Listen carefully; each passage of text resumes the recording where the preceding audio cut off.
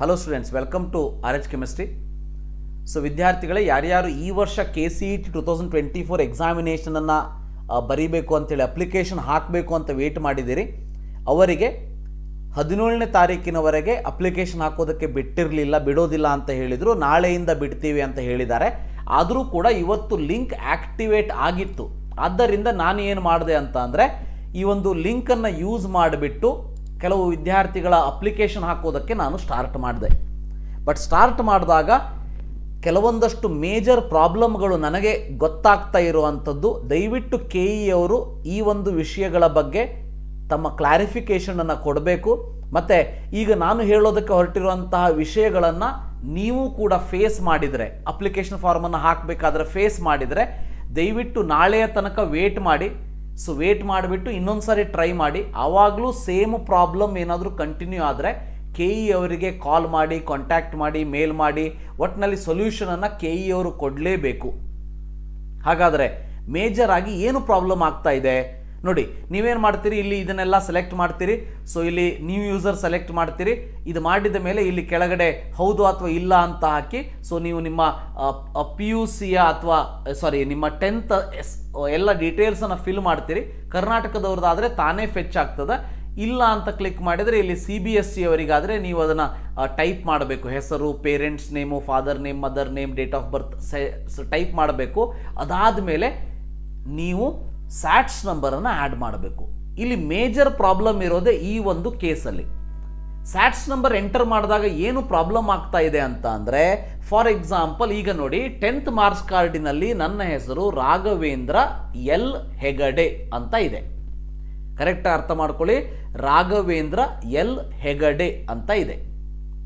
So ಏನಾಗ್ಬಿಡ್ತದ, ಈಗ SSLC marks ಕಾರ್ಡಲ್ಲಿ Raghavendra L Hegde ಅಂತ ಇರೋದಕ್ಕೆ ನಾನೇನು ಮಾಡಬೇಕು ಅಂತ ಅಂದರೆ, SSLC ಇರೋ ಹಾಗೆ ನಿಮ್ಮ ಒಂದು ಹೆಸರನ್ನು ಎಂಟ್ರಿ ಮಾಡಿ ಅಂತ ಕೇಳೋದಕ್ಕೆ ನಾನು ಅದನ್ನೇ ಎಂಟ್ರಿ ಮಾಡ್ತೀನಿ. ಆದರೆ ಸ್ಯಾಟ್ಸ್ ನಂಬರ್ ನಂದು ಹಾಕಿದಾಗ ಸ್ಕೂಲಿನವರು ಏನಾದರೂ ಒಂದು ಸ್ಮಾಲ್ ಮಿಸ್ಟೇಕ್ ಮಾಡಿದರೆ, ಯಾವ ರೀತಿ mistake? So for example Raghavendra L Hegde ಅಂತ ಇರೋದನ್ನು ರಾಘವೇಂದ್ರ L ಅಷ್ಟೇ ಸ್ಯಾಟ್ಸಲ್ಲಿ ಎಂಟ್ರಿ ಮಾಡಿಬಿಡ್ತಾರೆ ಸ್ಕೂಲ್ದಲ್ಲಿ. ಯಾಕಂದರೆ ಈ ಸೀರಿಯಸ್ನೆಸ್ ಸ್ಕೂಲ್ದವರಿಗೆ ಅರ್ಥ ಆಗೋದಿಲ್ಲ ಈಗ. ಸೊ ಸ್ಕೂಲಲ್ಲಿ ರಾಘವೇಂದ್ರ L ಅಂತ ಇರ್ತದೆ, ನನ್ನ 10th ಮಾರ್ಕ್ಸ್ಗಳಲ್ಲಿ ರಾಘವೇಂದ್ರ L ಹೆಗಡೆ ಅಂತ ಇರ್ತದೆ.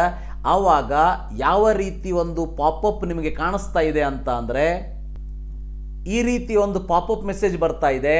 cetonline.karnataka.gov.in says the following field should not be empty. Stats candidate name -and application candidate name -and does not match. Enter the name as per SATS number ಅಂತ ಬರ್ತಾ ಇದೆ. ಅಂದರೆ ಸ್ಯಾಟ್ಸ್ ಕ್ಯಾಂಡಿಡೇಟ್ ನೇಮಲ್ಲಿ ರಾಘವೇಂದ್ರ L ಅಂತ ಇದೆ ಅಂತ ಅನ್ಕೊಳ್ಳಿ.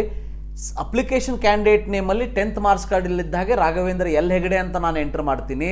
ಆದರೆ ಇಮ್ಮಿಡಿಯೇಟಾಗಿ ಪಾಪಪ್ ಏನು ಬರ್ತದ ಅಂತಂದರೆ, ರಿಜಿಸ್ಟ್ರೇಷನ್ ಫಸ್ಟ್ ಪೇಜಲ್ಲಿ ಹೇಳ್ತಾ ಇದ್ದೀನಿ ನಾ ಇದನ್ನು, enter the name as per ಸ್ಯಾಟ್ಸ್ number ಅಂತ ಬಂದುಬಿಡ್ತು. ಹೀಗಿದ್ದಾಗ ದಯವಿಟ್ಟು ಯಾವ ವಿದ್ಯಾರ್ಥಿಗಳು ತಪ್ಪು ಮಾಡೋದಕ್ಕೆ ಹೋಗಬೇಡಿ. ನೀವೇನಾದರೂ 10th ಮಾರ್ಕ್ಸ್ ಕಾರ್ಡಲ್ಲಿ ಇಲ್ಲದೇ ಇರೋ ಹಾಗೆ ಸ್ಯಾಟ್ಸ್ ನಂಬರಲ್ಲಿ ಇರೋ ಹಾಗೆ ನೀವು ಕ್ಯಾಂಡಿಡೇಟ್ ನೇಮ್ ಹಾಕಿದ್ರಿ ಅಂತಂದರೆ, ಮುಂದೆ ನಿಮ್ಮ ಕಾಸ್ಟ್ ಸರ್ಟಿಫಿಕೇಟಲ್ಲಿ RD ನಂಬರ್ನ ಎಂಟ್ರಿ ಮಾಡಿದಾಗ ಅದರಲ್ಲಿ SSLC ವಿದ್ಯಾರ್ಥಿ ಅಂದರೆ SSLC ಮಾರ್ಕ್ಸ್ ಕಾರ್ಡಲ್ಲಿ ಇದ್ದಂಗೆ ನೇಮ್ ಇಲ್ಲ ಅಂತಂದರೆ ನಿಮ್ಮದು ಇನ್ವ್ಯಾಲಿಡ್ ಅಂತ ತೋರಿಸ್ತದೆ. ಸೊ ಅದಕ್ಕೆ ಈ ಸೊಲ್ಯೂಷನ್, ನೀವೇನಾದರೂ ಇದನ್ನು ಪಾಪಪ್ ತೊಗೊಂಡೋಗಿ ಸ್ಕೂಲಲ್ಲಿ ತೋರಿಸಿದ್ರಿ ಅಂದರೆ ಅವರು ಏನೂ ಕೇರ್ ತೊಗೊಳ್ಳೋದಿಲ್ಲ, ಗೊತ್ತಿರಲಿ. ಯಾಕಂತಂದರೆ ಅದು ಆಲ್ರೆಡಿ 2 ವರ್ಷ ಆಗಿಬಿಟ್ಟಿರ್ತದೆ. ಇದು ನೀವು ಫ್ರೆಶ್ ಇದ್ದರೆ, ನೀವೇನಾದರೂ 2 ವರ್ಷ ರಿಪೀಟರ್ ಆಗಿದ್ದರೆ 4 ವರ್ಷ ಆಗಿರ್ತದೆ ನಿಮ್ಮ ಸ್ಯಾಟ್ಸ್ ನಂಬರ್ ನಿಮ್ಮ ಸ್ಕೂಲಲ್ಲಿ ಇದನ್ನು ಮಾಡಿದ್ದು. ಸೊ ಈಗ ಚೇಂಜ್ ಮಾಡೋದಕ್ಕೆ ಬರೋದಿಲ್ಲ ಅಂತಲೂ ಹೇಳ್ತಾರೆ, ಅದು ಬರೋದು ಇಲ್ಲ. ಹಾಗಾದರೆ ಏನು ಮಾಡಬೇಕು? KE ಅವರೇ ಇದಕ್ಕೆ ಸೊಲ್ಯೂಷನನ್ನು ಕೊಡಬೇಕು. ಸೊ ಇಂತಹ ಸಂದರ್ಭದಲ್ಲಿ ನಾನೇನು ಮಾಡಿದೆ ಅಂತಂದರೆ, 12th ಮಾರ್ಕ್ಸ್ ಕಾರ್ಡಲ್ಲಿ ಇರುವಂತಹ ಸ್ಯಾಟ್ಸ್ ನಂಬರ್ನ ಎಂಟ್ರಿ ಮಾಡಿದೆ. ನಂದು ರಿಜಿಸ್ಟ್ರೇಷನ್ ಮುಂದೆ ಹೋಯಿತು. ಅಂದರೆ ರಿಜಿಸ್ಟ್ರೇಷನ್ ಆಯಿತು, ನಮ್ಮ ವಿದ್ಯಾರ್ಥಿದು ಮುಂದೆ ಹೋಯಿತು. ಅದು ಏನು ರಾಂಗ್ ಇಲ್ಲ, ಕರೆಕ್ಟ್ ಸ್ಯಾಟ್ಸ್ ನಂಬರ್. 10th ಬದಲಿಗೆ SSLC ಬದಲಿಗೆ PUCದು ಆ್ಯಡ್ ಮಾಡಿದೆ. ಆವಾಗ ನೇಮ್ ಕರೆಕ್ಟ್ ಆಯಿತು. ಯಾಕಂದರೆ PUC ಮಾರ್ಕ್ಸ್ ಕಾರ್ಡಲ್ಲಿ ಮತ್ತು ಸ್ಯಾಟ್ಸಲ್ಲಿ ನೇಮ್ ಕರೆಕ್ಟ್ ಇದೆ. ಈ ರೀತಿ ಪ್ರಾಬ್ಲಮ್ ನಿಮಗೇನಾದರೂ ಫೇಸ್ ಆಗ್ತಾ ಇದ್ದರೆ ದಯವಿಟ್ಟು ಕಮೆಂಟ್ ಬಾಕ್ಸಲ್ಲಿ ತಿಳಿಸ್ಕೊಡಿ. ಈಗ ಇನ್ನೊಂದು ಪ್ರಾಬ್ಲಮ್ ಏನಾಯಿತು ನನ್ನ ಕಡೆಯಿಂದ ಅಂದರೆ ನನಗೆ ಆಗಿದ್ದು, ಸೊ ಎಲ್ಲವನ್ನು ಕರೆಕ್ಟಾಗಿ ಎಂಟ್ರಿ ಮಾಡಿದ್ರಿ. ಸೆಕೆಂಡ್ ಪೇಜ್ಗೆ ಬಂದಾಗ ರಿಜಿಸ್ಟ್ರೇಷನ್ ನಂಬರ್ 6 ಡಿಜಿಟಿಂದ ಎಂಟರ್ ಮಾಡಬೇಕು ಅಂತ ಹೇಳ್ತಾರೆ. ಇಲ್ಲಿ 2 ರೀತಿ ಪ್ರಾಬ್ಲಮ್ ಇದೆ. ರಿಜಿಸ್ಟ್ರೇಷನ್ ನಂಬರ್ 6 ಡಿಜಿಟಿಂದ ಎಂಟ್ರಿ ಮಾಡಿದರೂ ಕೂಡ, ಆ್ಯಸ್ ಇಟ್ ಈಸ್ ಮಾಡಿದರೂ ಕೂಡ ಸಾಫ್ಟ್ವೇರ್ ತಗೊಳ್ತಾ ಇಲ್ಲ.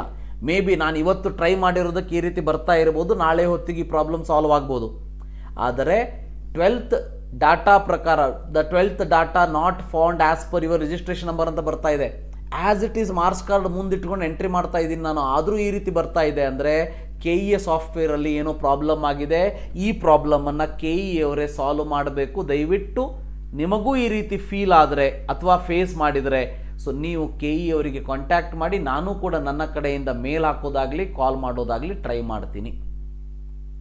ಈ ರೀತಿ 2 ಪ್ರಾಬ್ಲಮ್ಗಳು ಇನಿಷಿಯಲಿ ಕಾಣಿಸ್ಕೊಳ್ತಾ ಇರೋದು.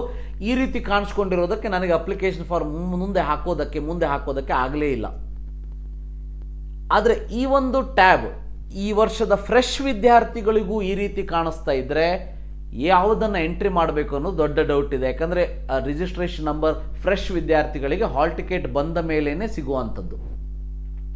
ನೋಡೋಣಂತೆ. ಈ ರೀತಿಯಾಗಿ ಪ್ರಾಬ್ಲಮ್ಗಳನ್ನು ನಾನು ಫೇಸ್ ಮಾಡಿದ್ದು ನಿಮ್ಮ ಜೊತೆ ಹಂಚಿಕೊಂಡಿದ್ದೀನಿ. ಸೊ ನಿಮಗೇನಾದರೂ ಫೇಸ್ ಆದರೆ, ಇದೇ ರೀತಿ ನೀವು ಫೇಸ್ ಮಾಡ್ತಾ ಇದ್ದರೆ ಹಂಚ್ಕೊಳ್ಳಿ.